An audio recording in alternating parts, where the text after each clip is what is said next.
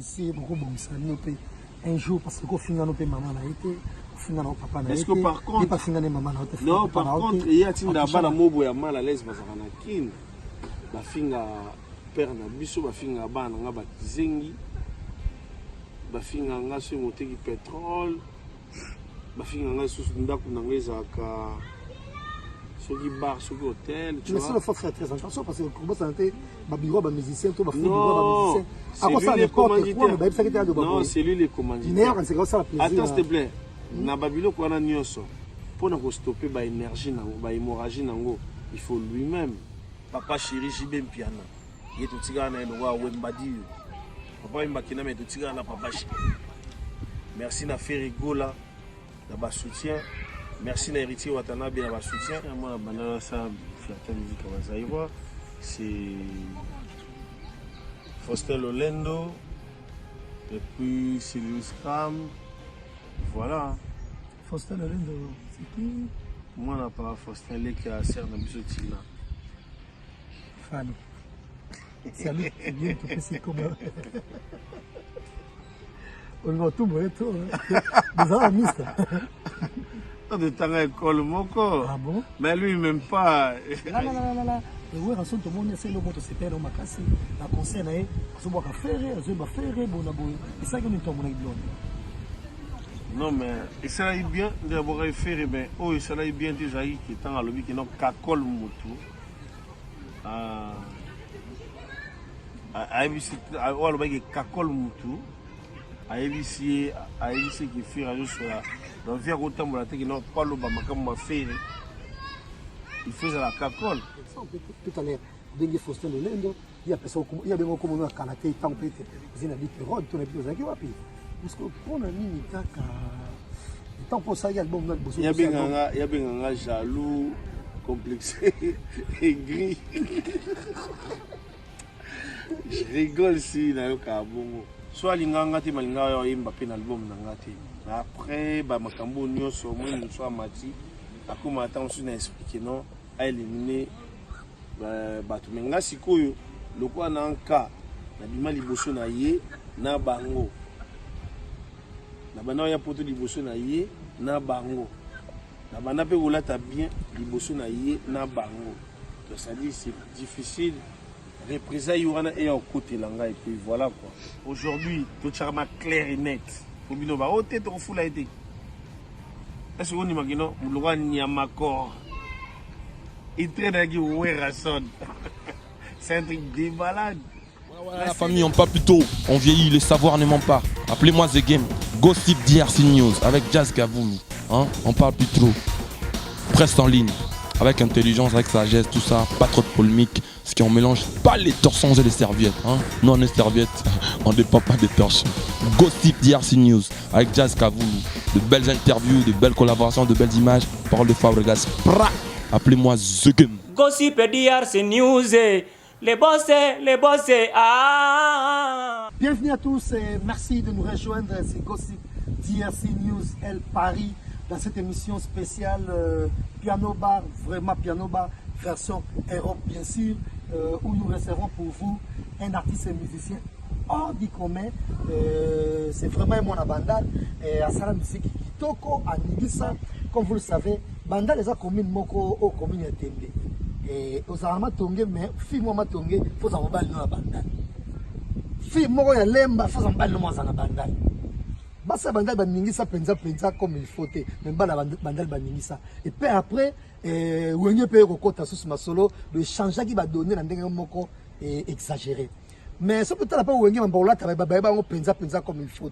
Donc ba faire la biso tout wana ouais succès tout mais ma forme. Et ça na matongé et mon local va papa wemba tout quand ndenge salaka. Mais ba donner ko changer na apparition ya garçon moko et actuellement comme tonton c'est le scram. C'est le seul notamment mambolata kitoko mambo tout bien donc azota kitoko basamata kitoko a changer bilamba et au monde a mis ce l'idée bolata lamba boy après pour moi quelque temps à l'écran de la télévision donc c'est parce que lui qui a inspiré toute une génération la glamour oh nyonso et cela sous renommé Yabana c'est lui qu'on reçoit aujourd'hui dans cette émission Piano Bar El Paris et tout au long de cette émission tu vas aborder le sujet belé. Sujet talibongo, musique na poto soyo kozonga, tu vas taper le solo, il y a concert et il y a single na bois qui sous micro open ngisi et pourquoi pas tu évoquer un tout petit peu relation na epena faire rigolo bien sûr parce que on zambi nzemba ndé on a nzembo oh jusque là et bundela c'est le tout temps partout place à l'ékaka. Et pourquoi pas tu as un numéro net qui a contact pour base un numéro wana parce que banzembo za ko yape et belé mikolo ezali ko ya ba pour le kamabanga ba ko ba yembela bango ba ko sala bona boye et ko sala biso pe ka suka plaisir tout dans cette émission que nous dédions bien sûr à Gisèle Dimoké, Dimonker, sans oublier Jonas, le Wesh Wesh, qui nous tient en compagnie bien sûr. Et pour couronner le tout, cette émission, je l'ai dédiée à Chibabamba, Chibambalo, rien à dire. Et de même à Toussaint Dombassi, d'Apolingo Tokito Kopetaï. Cette émission, c'est sponsorisé par Gisèle Dimoké, Dimonker. Merci à vous, sans plus tarder, c'est le Scrum. Et papa, ma pape, ça c'est le scram. Bon, côté la mission, ça c'est un plaisir. Et bonne. Bien. Santé, hein? Ouais, santé. Santé, ça va. Toi, on a poteau. Ça demande à moi de s'acheter la société. Non, mais oui, mais il y a place où qui est. Beaucoup de gens ont l'olier. Non, foyer comment? Moi, je suis père des familles. Je suis père des familles et puis j'ai une famille ici. J'ai une sœur qui est Gisèle Momesema. Elle est mariée. J'ai une sœur Mireille Mabessobou. Elle est mariée. J'ai ma petite sœur. Elle prépare trop pour moi, Clarisse Kenga. Donc voilà, c'est pas qui est dans la chègue. Et déjà, dans notre santé, les Français ont fait comme ça. Ah, mais déjà français, en gros, dans la mère chaka, ma mère a ma femme tout là. Déjà, ma mère a ma femme tout là, la plupart. Maintenant, je suis sanguin en français, surtout la mère des jumeaux, surtout la mère du Melek, la mère des Noah. Donc voilà, donc c'est pas qui. Français. Mais je me débrouille un peu. Non, c'est pas que je me débrouille, mais je parle quand même. Voilà. Voilà, c'est Léo, c'est vraiment un plaisir. Il y a une émission déjà. Il y a belé. Et Betamaki, tout, il y a Kombonayo. Et Batko Filmo, parce que Boaka. Les gars, les Alaka, Batko Lina Tujuba, Miniseo, Badinyo. Et de même, les journalistes, Oyo, Bazarnamoa, complexe à Madonna, Tobin Rango. Et concernant l'émission Injustice, voilà. Yopé de ton côté, on a vu plein de clashs vis-à-vis des musiciens, mais tout cela on va l'évoquer tout au long de cette émission. Et pour tous les Arabiens, Champagne Zawana, Piano Bar, non? Non, il y a un c'est pas les lots. Il y a les lots, tu bani depuis Vaïpen. Voilà. Dans Canal 5, on a Canal 5 Piano Bar. La place na biso. Bon, maintenant là, tu as bien calendrier les lots. Bon, Ataba Gucci. Hey donc, toi en Europe, toi en Porto, donc voilà. Piano Bar, comme d'habitude. Merci, Néo, région de Rebisso. Non, comment on peut faire vendre côté. Voilà. Venez placer Léo et sans plus tarder, avant de vous la paix, déjà tout le monde. Déjà, on a champagne na biso, parce que Yosa, nous faut une valeur naïe. Et tango yo ko régner et tango yo osa makambo belé na ba musique qui ça wana kuna et belé ba zaino na ora na yote et ba oyo pe bazo régner pe mikolo yo il faut pe et comme tout donc garder valeur na bango ata tango ba ko ça au top te et muto za pe finalement au top tina suka azate même papa Wemba et qui était au top pour le campagne sur ma poto partout et il y a qu'on appelle comment tout beauté et moi on a et Kotaki non mais single to boaki ils a qui la joie qui Tamoko depuis la qui Islande, États-Unis, Angleterre, Italie notamment qui non n'a s'est posé en France encore pour qu'il n'a pas ça la fanatique parce qu'il me voyait tous les temps parler dans ma émission, il y a tout le monde, même Yomoko. Et on a besoin de la musique. et puis vous comprendre que non dans la vérité et puis autant la musique on a sali lelo non c'est tu as raison t'as vraiment bossé et puis voilà donc tout ça les musiques a bien pas satisfait ma maman papa donc en gros vraiment satisfait. Mais c'est le animateur. Pourquoi on s'est donné dans le monde d'animation? On se par exemple, animation, DJ Arafat par exemple, pourquoi Serge Béignon, il y a chaud pourquoi on a fait dans le monde de est-ce que moi je suis un artiste? Je suis un artiste. Ma jeune frère n'a pas autant de combo. Baza artiste. On dirait baza artiste soit profiteur, soit fabriqué, soit créé par eux-mêmes. Baza artiste avec un majuscule. En gros, celui qui n'avance pas, recule. Celui qui ne change pas, c'est un imbécile. En gros, on gagne dans la boue, dans la musique, dans l'encadrement autorisé par Werason, les encadrements à plusieurs facettes. Non, quand on comprend tout ça, c'est faux, archi faux. C'est faux. On a aussi dans des chances. Il y a que ça lavement qui non, na mère Olive en face. Qui va misser au lobby qui non, ancien président de la République, non, le Kouta. Et ça a juste temps sur trafic d'influence, des gens qui soit bangonet si bazalakana mokonzambo kamera sénateur à vie. Aux années, au coup d'année. Les longs états en sous bateau, au coup d'année, mais à l'époque, au coup d'année. Mais c'est belé, bah, coup d'année pété.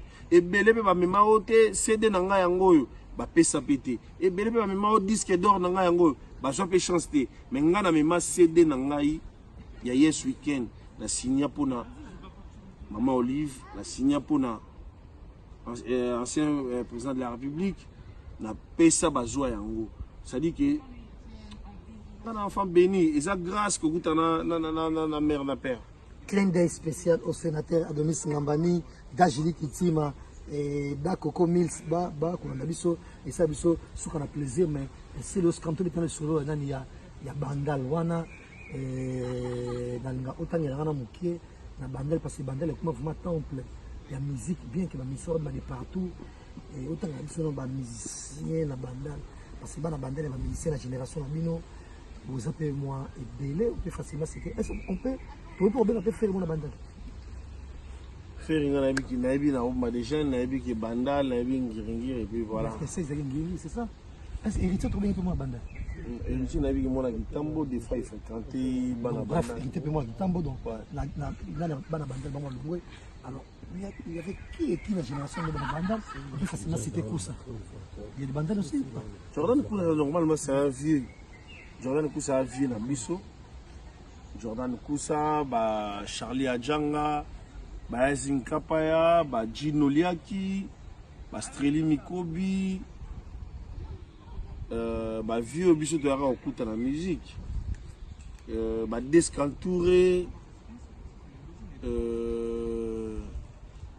Venanga moko venanga même Papi Kalombo c'est un Yves Papi Kalombo va vivre Chili la cool mais Didi non va vivre Chili la cool va vivre nani grand frère Janji Kolwamba va vivre na biso belé oh qui va vivre tikela biso belé et puis voilà donc c'est ça.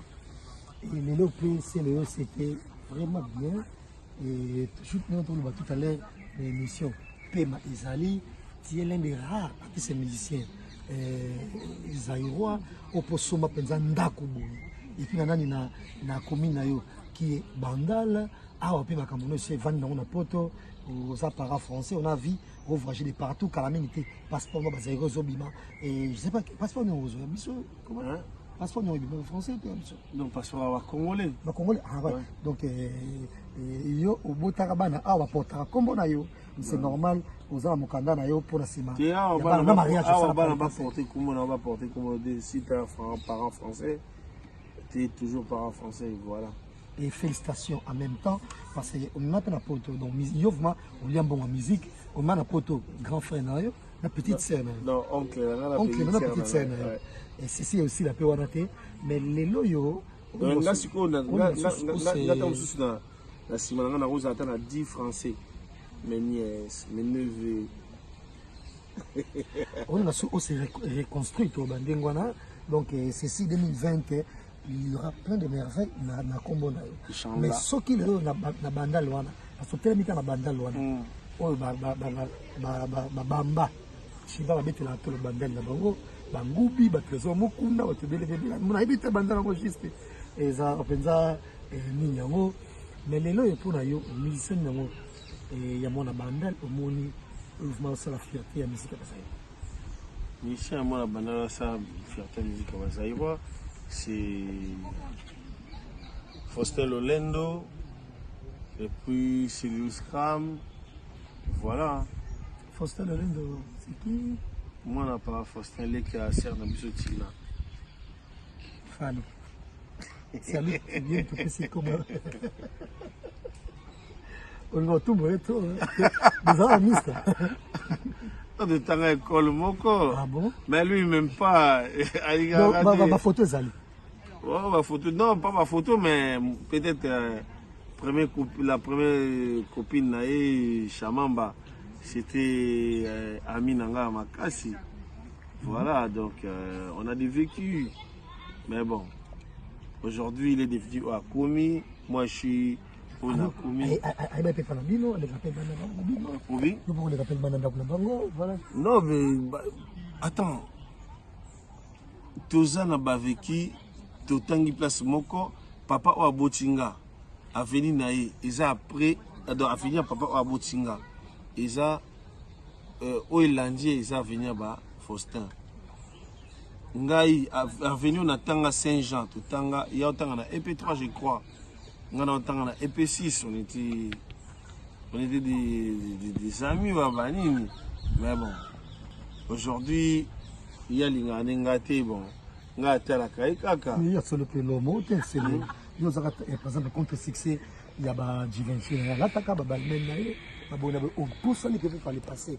Et on peut se rappeler ton, on peut se rappeler et Bélé est tellement mode, parce qu'on n'a jamais vu place Yazo et Kotumbolo, par exemple, tout à l'heure, Bengue Faustin Lolendo, il y a bien comme on a Kalaté, tant peut-être, vous avez dit que Rod, ton habitude, vous avez dit, parce que pour la ligne, et tant pour ça, il y a le bon mode. Il y a bien un jaloux, complexé et gris.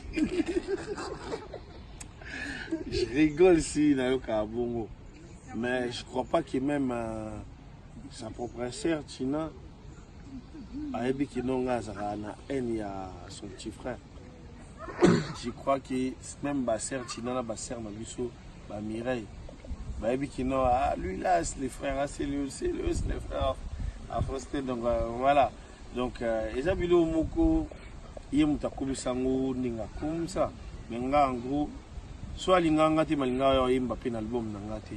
Après, makambo nyonso moi soit mati, akoma attention à expliquer non, à éliminer bato menga sikoyo, lokwa na nka, na bima liboso na ye, na bango.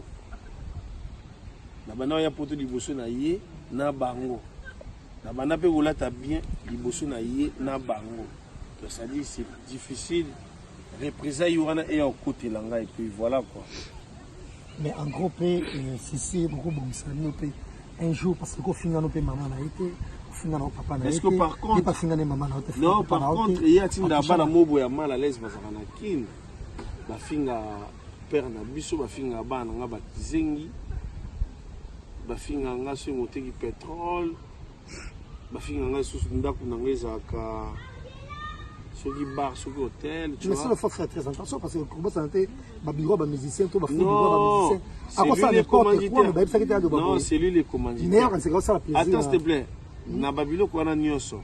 Pour ne stopper ba énergie nango, ba hémorragie nango, il faut lui-même. Ay son que non, il faut plus. Oh na yo kata musumu ko mususu ke. Bon, ils ont manqué à l'obate. Na ko peso exemple bon ko boye. Na pesa ka attention nde bafinga bana nga baba kizengi e baba kizengi te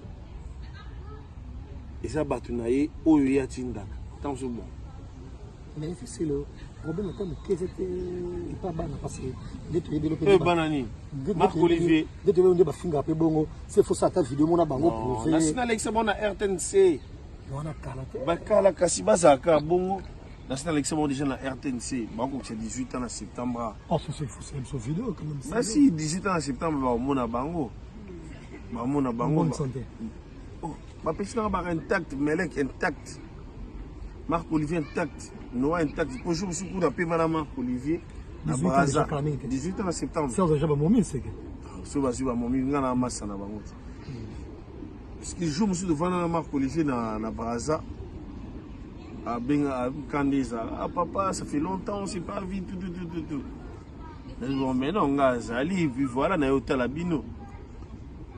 Oh non, papa, mais comment longtemps non, papa, mais petit gars, pour se préparer pour la bino. T'as beaucoup le pan ou yango. Et tu as un autre Marc Olivier, Marc Andy, Melek, Noah Naël. Marc Olivier, ah papa, on a encore des frères et sœurs. Ici, Melek et Noah, c'est votre frère. Et c'est vos. Vous ne découvrez plus, voilà. Oui, grand prêtre Marc Olivier Sangani, j'aimerais les voir un jour. Oui. Et ça l'a 3 ans passés. Hein. J'aimerais les voir un jour.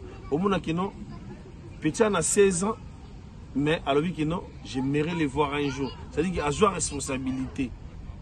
Oui, ça l'a plaisir. De temps, l'accès, on va beaucoup le prendre. Voilà. Et voilà, c'est le Scrum déjà, comme vous le savez.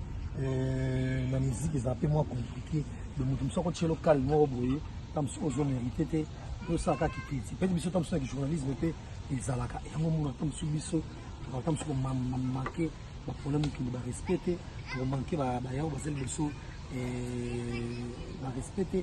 Là, et oui, en ce moment, c'est le mot de se perdre, la conseil, on va faire, bon, et ça, nous sommes blonde. Non, mais ça aille bien d'avoir fait, mais oh, ça aille bien déjà qui est en lobby qui n'a qu'à coller Moutou. À ABC, à Oualobé qui colle Moutou. À ABC qui fait radio sur la. Dans vers autant de la tête qui n'a pas le bama comme m'a fait. Il faisait la cacole. Aujourd'hui, tout ça m'a clair et net. Pour bien va au tête au fou la été. Est-ce qu'on imagine le roi n'y a ma corps? Il traîne avec Ouérason. C'est un truc de malade. Mais c'est le haut à côté de la Ouérambongo. Et grand merci d'avoir été sur la ligne sur le un mot de la fin pour un mot de la fin. Non, mot de la fin, c'est que Banatou ya Congo. Boebi que Toto Bimsela Bino, Nzembo Lopez Sambi. Merci Nasipel Nabino parce que ma commentaire ya Mabé est insulté. C'est-à-dire que Moutounion sur Asipeli Nzembo. Botali clip, botali son, botali. Makambutu, ça dit qu'il y a qui toko. C'est important, vous liker, vous tala. Ça dit vous follow la page na Instagram nanga, c'est le Scrum officiel. Na Facebook, c'est le Scrum officiel. Et puis na YouTube nanga Izabongo, c'est le Scrum. C'est vous follow kakuna. Donc ça dit vous s'abonner makambutu qui toko. Merci, c'est le Scrum. Merci, Bambote. Bambote, na opesa la vitesse ya Imo. Il y a Zabongo proche, il y a Suprême.